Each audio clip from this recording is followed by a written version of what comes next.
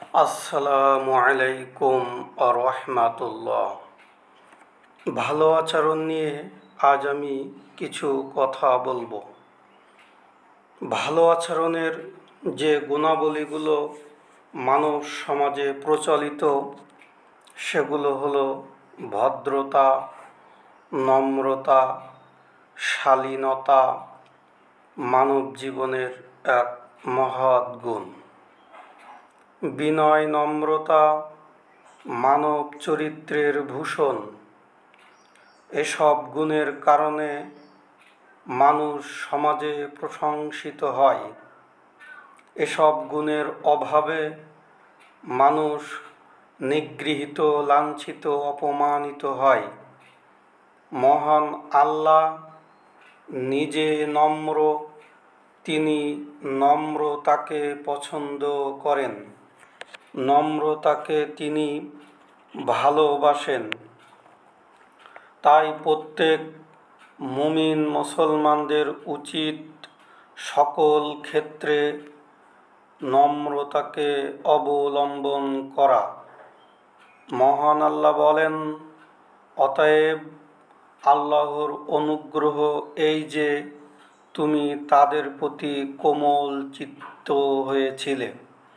ফাবিমা রহমাতিম মিনাল্লাহি লিনতা লাহুম ওয়ালাউ কুনতা ফাদ্দান গলিযাল কলবি, তুমি যদি কর্কশ ভাষী, কঠোর হৃদয় হতে, তবে নিশ্চয়ই তারা তোমার সংসর্গ হতে সরে যেত।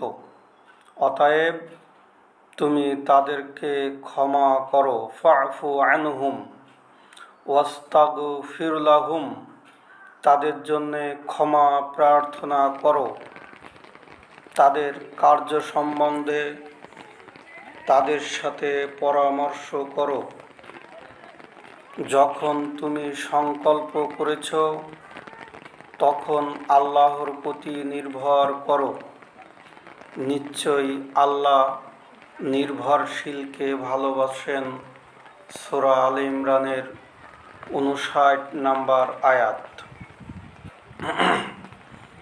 সূরা ফুসসিলাতের 34 নম্বর আয়াতে আল্লাহ পাক বলেন,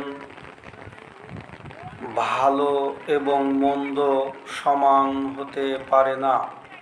ওয়ালা তাস্তাবিল হাসানাতু ওয়ালা সাইয়্যাতু ইদফা বিল্লাতি হিয়া আহসানু, মন্দ প্রতিহত করো উৎকৃষ্ট দ্বারা। ফাইদাল্লাযী বাইনাকা ওয়া বাইনাহু আদাওয়াতুন কাআন্নাহু ওয়ালিয়্যুন হামীম, ফলে তোমার সাথে যার শত্রুতা আছে সে হয়ে যাবে অন্তরঙ্গ বন্ধুর মতো। আল্লাহ আরও বলেন সূরা নাহলের 125 নম্বর আয়াতে, তুমি মানুষকে তোমার প্রতিপালকের পথে আহ্বান করো হিকমত, সদুপদেশ দ্বারা। তাদের সাথে যুক্তি তর্ক করো সৎভাবে। তোমার প্রতিপালক তার পথ ছেড়ে কে বিপদগামী হয় সে সম্বন্ধে তিনি সব কিছু অবহিত। কে সৎপথে আছে তাও তিনি অবহিত। সূরা নাহলের 125 নম্বর আয়াত।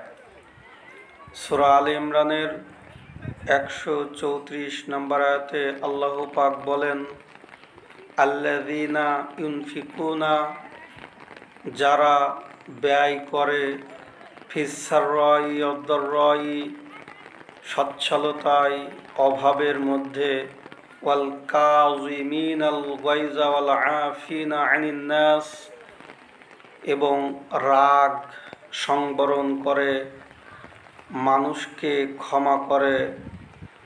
আল্লাহু ইউহিব্বুল মুহসিনিন, আর আল্লাহ তো সৎকর্মশীলদের ভালোবাসেন।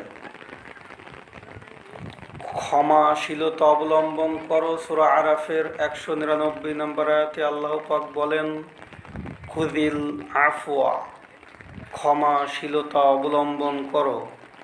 ওয়া'মুর বিল উরফি, সৎ কাজের আদেশ দাও, ওয়ারিজ আনিল জাহিলিন, মূর্খ মানুষদেরকে এড়িয়ে চলো। সূরা আরাফের 199 নম্বর আয়াতে আল্লাহ পাক এটা বলছেন। আয়েশা রাদিয়াল্লাহু আনহা থেকে বর্ণিত, তিনি বলেন, রাসূল সাল্লাল্লাহু আলাইহি ওয়াসাল্লাম বলেছেন, আল্লাহ তাআলা কোমল, তিনি কোমলতাকে ভালোবাসেন, আর তিনি কোমলতার প্রতি যত অনুগ্রহ করেন, কঠোরতা অন্য কোনো আচরণের প্রতি তত অনুগ্রহ করেন না। মুসলিমের এক বর্ণনায় একদা রাসূল সাল্লাল্লাহু আলাইহি ওয়াসাল্লাম আয়েশা রাদিয়াল্লাহু আনহাকে বলেন, কোমলতা নিজের জন্য বাধ্যতামূলক করে নাও, কঠোরতা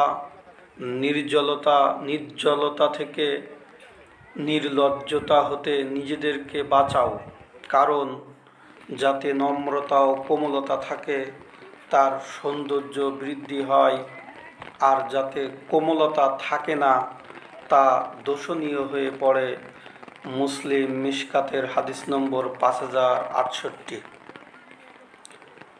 জারির রাদিয়াল্লাহু আনহু বলেন, নবী করিম সাল্লাল্লাহু আলাইহি ওয়াসাল্লাম থেকে বর্ণনা করেন, তিনি বলেন, যাকে কোমলতা নম্রতা থেকে বঞ্চিত করা হয় তাকে যাবতীয় কল্যাণ হতে বঞ্চিত করা হয়। এটিও মুসলিমের একটি হাদিস, মিশকাতের 5069 নম্বর হাদিস। ইবনু উমর রাদিয়াল্লাহু আনহু বলেন, রাসূল সাল্লাল্লাহু আলাইহি ওয়াসাল্লাম এক আনসারী ব্যক্তির পাশ দিয়ে যাচ্ছিলেন। তখন সে তার ভাইকে লজ্জার করার ব্যাপারে উপদেশ দিচ্ছিল।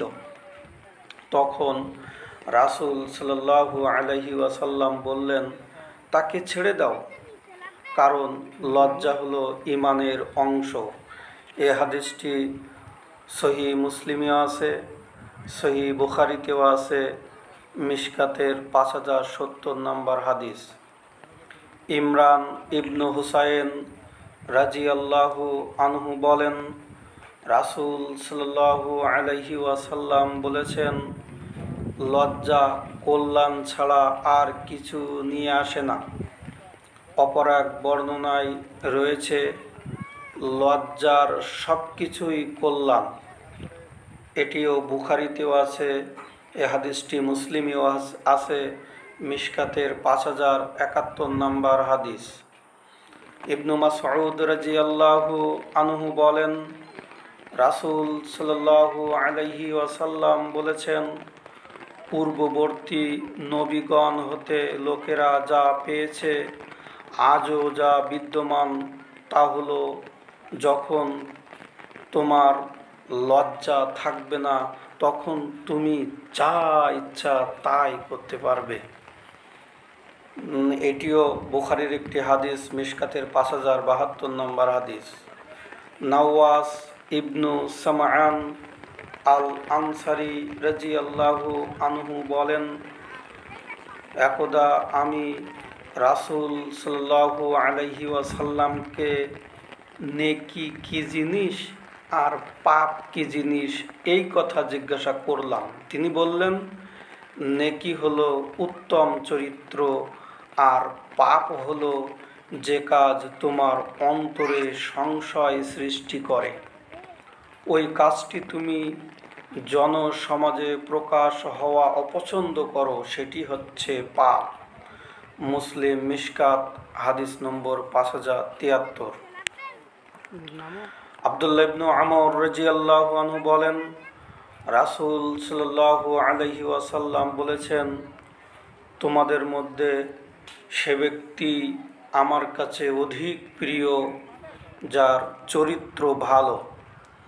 ইন্না মিন আহাব্বিকুম ইলাইয়া আহসানাকুম আখলাকান, যার চরিত্র ভালো সে আমার কাছে অধিক প্রিয়। আব্দুল্লাহ ইবনু আমর রাদিয়াল্লাহু আনহু বলেন, ক্বালা রাসূলুল্লাহি সাল্লাল্লাহু আলাইহি ওয়াসাল্লাম, রাসূল সাল্লাল্লাহু আলাইহি ওয়াসাল্লাম বলেছেন, ইন্না মিন খিয়ারিকুম আহসানাকুম আখলাকা, তোমাদের মধ্যে সে ব্যক্তি সর্বাপেক্ষা উত্তম যে চরিত্রের দিক থেকে উত্তম। আয়েশা রাদিয়াল্লাহু আনহা বলেন, রাসূল সাল্লাল্লাহু আলাইহি ওয়াসাল্লাম বলেছেন, যাকে নম্রতার কিছু অংশ প্রদান করা হয়েছে তাকে দুনিয়া ও আখিরাতের বিরাট কল্যাণের অংশ দেওয়া হয়েছে, আর যাকে সেই কোমলতা হতে বঞ্চিত করা হয়েছে তাকে উক্ত ইহকাল ও পরকালের বিরাট কল্যাণ থেকে বঞ্চিত করা হয়েছে। শরহুস সুন্নাহ মিশকাত হাদিস নম্বর 5076। আবু হুরায়রা রাদিয়াল্লাহু আনহু বলেন, রাসূল সাল্লাল্লাহু আলাইহি ওয়াসাল্লাম বলেছেন, লজ্জা ঈমানের অংশ, যার ঈমানের ফলাফল হচ্ছে জান্নাত। পক্ষান্তরে নির্লজ্জতা দুশ্চরিত্রের অংশ, আর দুশ্চরিত্রের পরিণতি জাহান্নাম। এটিও তিরমিজিতে আছে, মিশকাতের হাদিস নম্বর 5077। মুজাইনা গোত্রের এক ব্যক্তি বলেন, একদা সাহাবীগণ জিজ্ঞেস করলেন, হে আল্লাহর রাসূল সাল্লাল্লাহু আলাইহি সাল্লাম, সর্বোত্তম কোন জিনিসটি যা মানব জাতিকে দেওয়া হয়েছে? তিনি বললেন, উত্তম চরিত্র। এটিও আছে বাইহাকি, মিশকাতের হাদিস নম্বর 5078। এই হাদিসগুলো থেকে আল্লাহ তাআলা আমাদের আমল এবং চরিত্র গঠন করা তৌফিক দান করুন। আল্লাহুম্মা আমিন।